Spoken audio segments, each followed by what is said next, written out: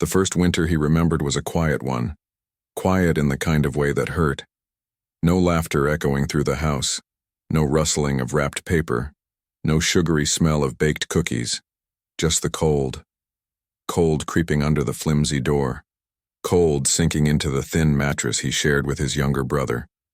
Cold that felt less like weather and more like a warning.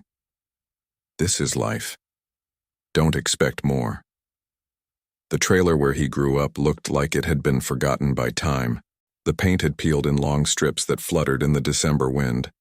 A dented metal step led to the entrance, half buried in snow that no one bothered to shovel. Inside, the air always carried a faint mix of gasoline, damp clothes, and hopelessness.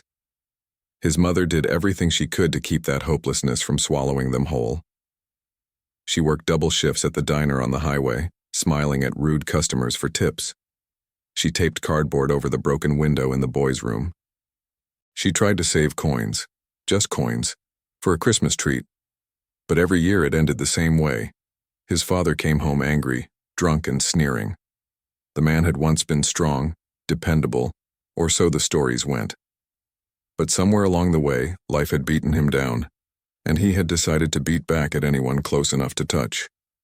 Christmas was his favorite target. Whenever December arrived, the world outside transformed. Neighbors put up lights, towering holiday inflatables and wreaths with shimmering ribbons. Children ran through the park wearing puffy coats, comparing their letters to Santa. Even the diner where his mother worked decorated the windows with spray-on snowflakes. But inside the trailer, Christmas was not welcome, not even the word. His father sat in his torn recliner, the springs exposed like broken bones, and snapped the tab on another beer. And then the annual speech began. Always the same, always venomous. Christmas is for idiots, he'd say. A bunch of fools wasting money on lies. Santa, fake. Joy, fake. His mother tried to soften it. Maybe we could at least put up a little tree. We're not wasting a damn cent on decorations. And that was the end of it. Every year, at school, teachers asked the kids to share their holiday traditions. He stayed silent. Other students proudly displayed their new sweaters, their toy cars, their shiny new backpacks gifted from Santa. He brought nothing. He said nothing. He pretended not to care. But something inside him tightened a little more each December, a knot forming slowly inside his chest that he didn't have words for yet. One Christmas Eve, when he was about 10, he walked alone through the neighborhood, shoving his hands deep in his pockets to warm them. He stopped in front of a house glowing with golden lights, its windows foggy from the warmth inside. Through the glass he saw a family laughing at the dinner table, presents piled high, a tree stretching toward the ceiling, glittering with ornaments. He stood there for a long time, watching a life that felt more like a fairy tale than reality. When he finally returned home, his father was shouting again. His mother's eyes were red. His brother was hiding in their bedroom. The knot in his chest twisted hard, as if something inside him were breaking. He whispered to himself, barely audible, "Why not us?" But there was no answer. The years passed, and the boy learned how to seal his disappointment inside. He avoided Christmas music. He walked out of stores with decorations.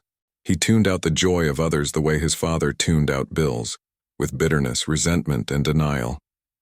By 14, Christmas didn't just make him sad. It made him angry.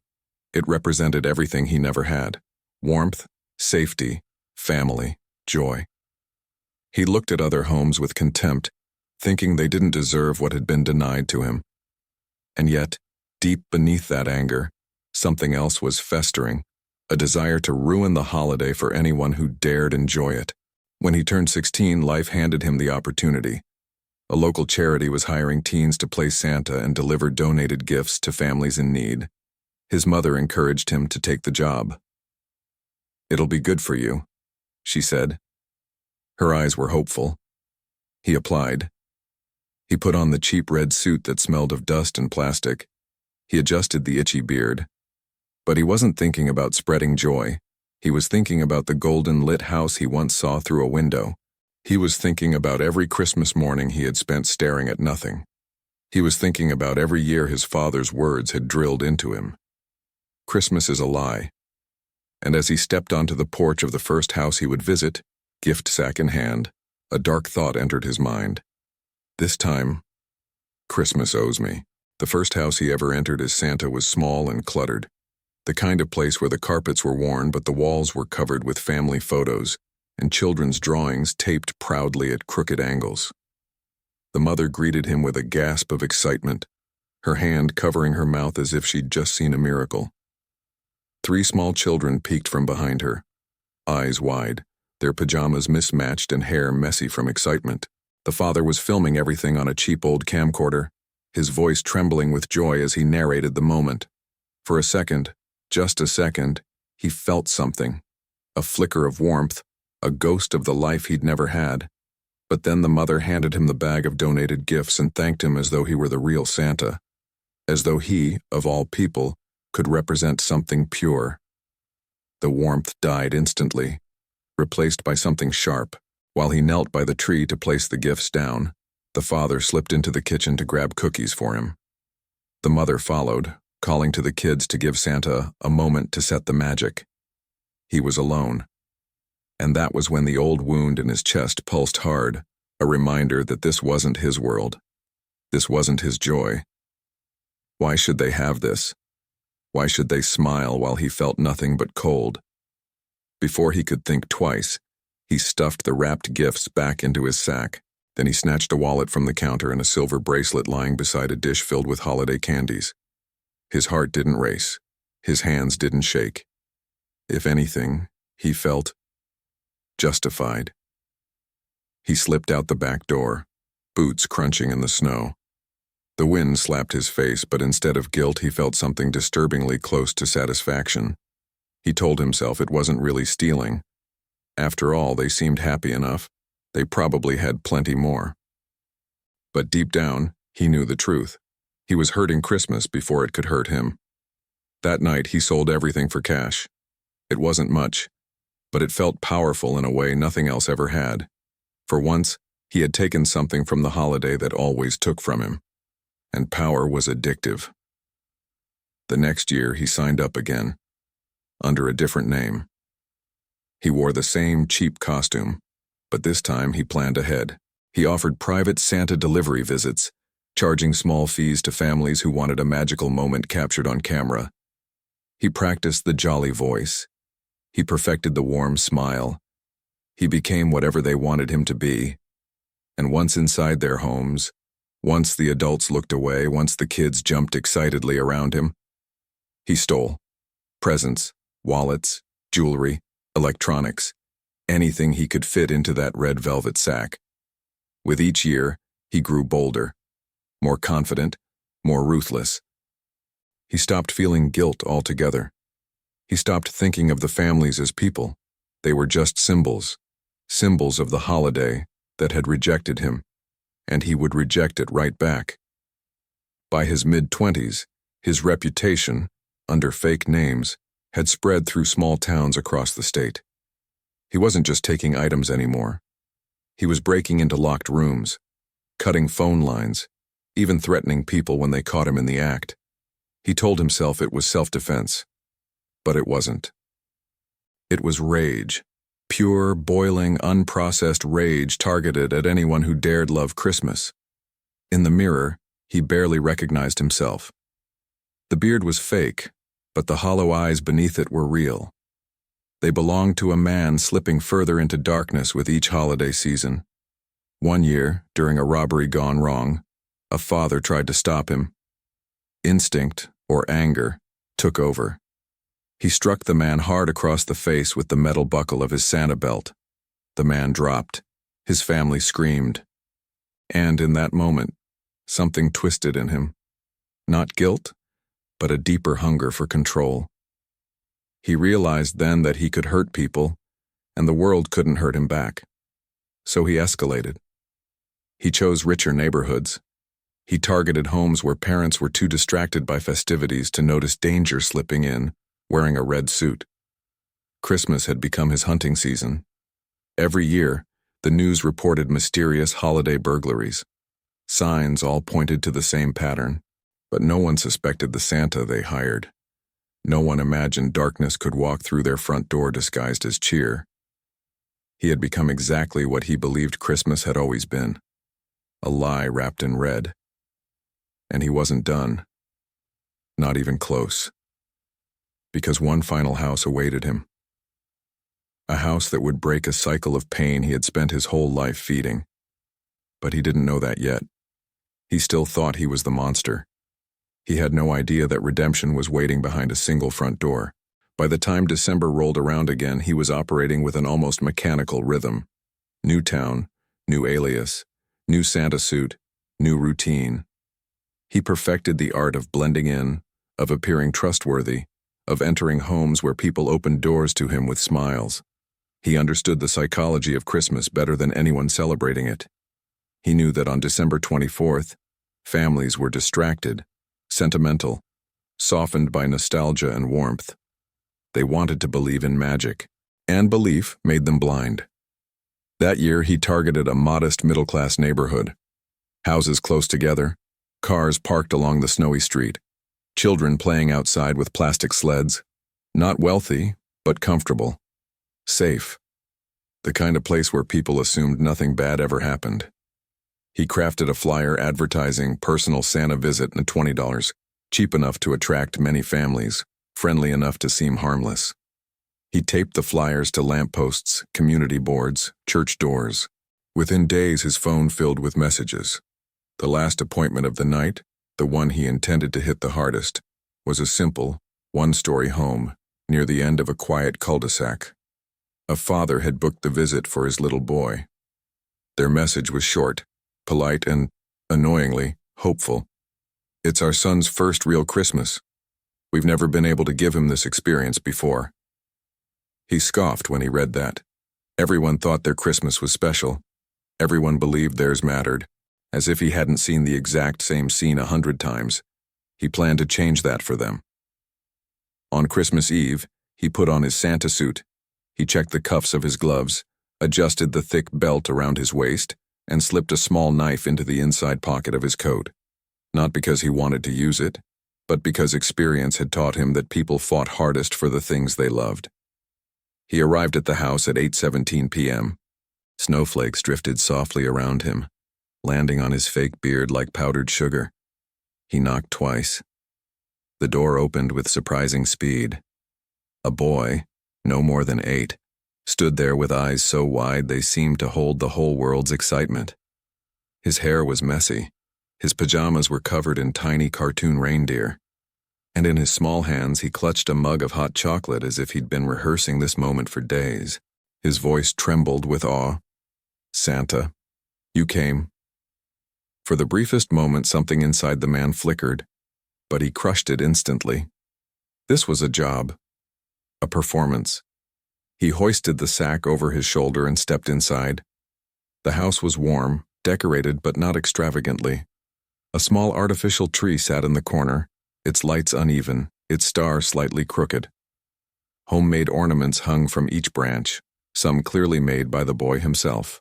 The parent stood behind the couch, smiling nervously as though this visit meant far more to them than he could understand. He forced his Santa voice. "Ho, ho, ho, Merry Christmas." The boy giggled, a sound so pure it almost irritated him. He handed the boy a small gift from the sack. It was just a box of donated crayons, but the child reacted as though he'd been handed treasure. The parents watched, eyes shining. He felt the weight of their joy, as though the room itself was full of expectation and hope, and that annoyed him. He began scanning the room, the hallway leading to bedrooms, the keys left on the kitchen counter, the wallet on the shelf near the door. These people were too trusting, too easy. He waited until the father said, "I'll go get the camera. Wait here." The mother followed. For a moment, he was alone with the boy. This was his chance. He tightened his grip on the sack and stepped forward. But before he could reach for the wallet, the boy looked up at him with a hesitant expression. A strange calm washed over the child's face. His voice was soft, but steady. "Santa, please don't hurt my parents." The man froze. His heart slammed against his ribs. How? The boy continued, still calm, still brave, like someone far older than he appeared. I know you're not here to bring presents. His hands trembled slightly, but his eyes didn't look away. No fear, just sadness. A sadness the man recognized too well. He swallowed hard. How do you know that? The boy took a small step closer. Because my dad only agreed to call a Santa this year. For me. For the first time ever. He said we needed a Christmas miracle. The man felt something twist inside his chest. A familiar ache, echoing from a childhood he had spent decades trying to erase. The boy whispered, So, please, don't take this away from us. The room felt suddenly too warm, too bright, too honest. The man stood rigid, caught between anger and something far more dangerous, the possibility of understanding. For a long moment, the man couldn't move. The boy stood only a few steps away, small and fragile, yet somehow holding the authority of someone who understood far more than any child should. The fake beard suddenly felt suffocating. The suit felt heavy. His own breath echoed too loudly inside the mask of who he was pretending to be. No one, no adult, no victim, no police officer had ever stopped him with a single sentence. Yet this child had.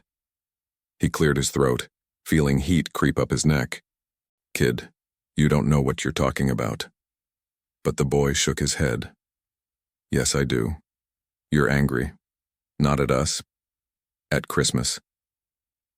The words sliced through him with surgical precision. He opened his mouth to snap back, to reassert control, to intimidate the way he always did. But then the boy asked the one question no one had ever bothered to ask him in his entire life. Who hurt you on Christmas? The man felt the room tilt. His grip tightened on his sack, his jaw clenched hard enough to ache. He wanted to shout. He wanted to leave. He wanted to shut the boy up. Instead, to his own disgust, he laughed. A hollow, sharp sound. You want to know why I hate Christmas? His voice cracked with bitterness. Fine, I'll tell you. He took a step back, leaning against the wall as if the story itself weighed too much to stay standing. My old man hated Christmas, thought it was for idiots, said Santa was fake, joy was fake, everything was fake. He saw the boy blink, listening intently. Every year kids at school got presents, trees, lights, warm dinners. He smirked painfully. Me? Nothing. Not even a Merry Christmas. Just yelling, and cold. His voice hardened. I'd watch other families having fun through their windows, laughing around their pretty little trees. My dad said they were all fools. The boy whispered, That must have hurt. The man stared at him, stunned. No one had ever responded that way. No mockery, no condescension, just compassion so simple it felt foreign. He swallowed, suddenly aware of how dry his throat was. Yeah, it hurt. And one day, I got tired of watching everybody else be happy while I froze in the dark. His fingers curled into fists. So I decided Christmas didn't deserve happiness. Not for me, not for anyone, if I couldn't have it. His eyes lifted, meeting the boy's. Why should they? The boy didn't recoil. He didn't run. He didn't scream. He simply stepped closer, voice barely above a whisper. Because hurting other people doesn't make your pain go away. The man's breath caught. He wanted to disagree. He wanted to say the boy understood nothing. But deep down, he knew the child was right. The boy continued. You didn't ruin Christmas. Christmas ruined you, and you're trying to ruin it back. Tears pricked the man's eyes, hot and unexpected. He blinked them away angrily. Kid, you should be scared of me. I've done bad things, worse things than you know. But the boy shook his head again.